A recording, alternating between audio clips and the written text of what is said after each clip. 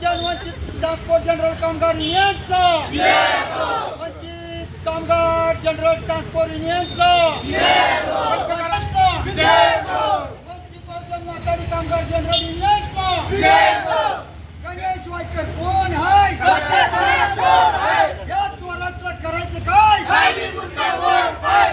या चोराचं करायचं काय? सातारा कामगार उपायुक्त कार्यालयासमोर कामगारांच्या न्याय हक्कासाठी आम्ही या ठिकाणी हे आंदोलन केलेलं आहे। मी या ठिकाणी सांगू इच्छितो की दिनांक 23 जूनला आम्ही काही कामगार साहेबांना एक निवेदन दिलं होतं आणि ती मत्रेवाडी आहे, गोरेकरवाडी आहे पाटील तालुक्यातील, त्या ठिकाणी जो सुरक्षा रक्षक गार्ड आहे, या सुरक्षा रक्षक गार्डना 12 तास ड्युटी देऊन त्यांना अतिशय कमी मोबदला दिला जातोय। त्यांना 9,700 एवढं मासिक वेतन दिलं जातंय। तर तो पूर्ण भाग हा पूर्ण डोंगर दऱ्याचा आहे। मात्र इथे जे सिक्युरिटी गार्ड्स आहे, सुरक्षा रक्षक आहे, या सुरक्षा रक्षकांना अतिशय 3 प्रकारची वागणूक मिळते। त्यांच्या गरिबीचा गैरफायदा घेऊन जे स्नेहा सिक्युरिटीचे जे गणेश वायकर आहेत हे त्यांची पूर्णपणे फसवणूक करत आहेत। 1 तारखेला निवेदन दिल्यानंतर माननीय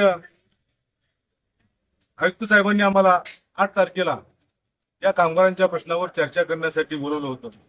मात्र स्नेहा सिक्युरिटीचे जे गणेश वायकर आहेत यांनी त्या आदेशाला पूर्णपणे पायमल्ली करून डावलून 8 तारखेला या कार्यालयामध्ये ते चर्चेसाठी हजर नव्हते।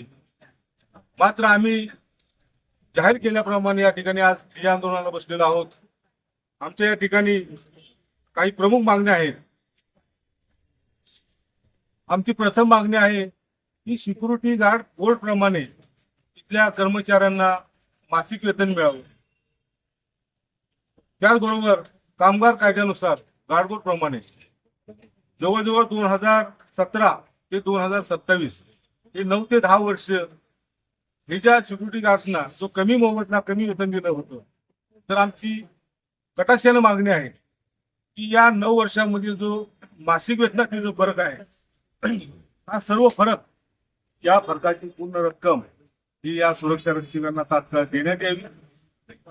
आम्ही अनेक वेळा मागण्या केल्या होत्या की सदर कामगारांना, सुरक्षा रक्षकांना मासिक पेमेंट स्लिप मिळावी, परंतु वारंवार मागण्या करून सुद्धा स्नेहा सिक्युरिटीचे जे वायकर आहेत, प्रोपायटर, त्यांनी यांना कुठल्याही पद्धतीची पेमेंट स्लिप दिलेली नाही।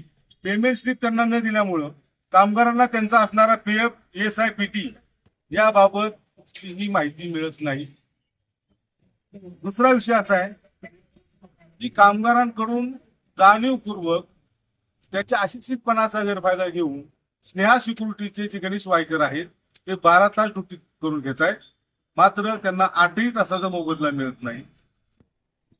ज्या जंगल खोऱ्यामध्ये अनेक वन्य प्राण्यांचा वावर आहे अशा ठिकाणी ही सर्व मंडळी हे सुरक्षा रक्षक आपल्या जीवाची पर्वा न करता त्या ठिकाणी आपली ड्युटी ही सक्षमपणे बजावत आहेत।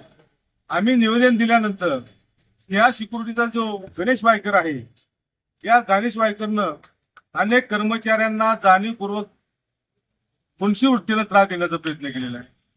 आज जे उदाहरण आहे, एक कामगाराचं, सुरक्षा रक्षकाचं 2025 मध्ये 58 वर्ष पूर्ण झालं, मात्र मनात राग धरून 1 वर्षानंतर त्या कामगाराला काल तडकाफडकी त्यांनी नोटीस दिलेली आहे की तुमचं 58 वर्ष पूर्ण झाल्यामुळं तुम्हाला सेवानिवृत्ती घ्यावी लागेल। पूर्ण कामगार कायदा धाब्यावर बसून हा गणेश वायकर ही पूर्णपणे या कामगारांची फसवणूक करत आहेत।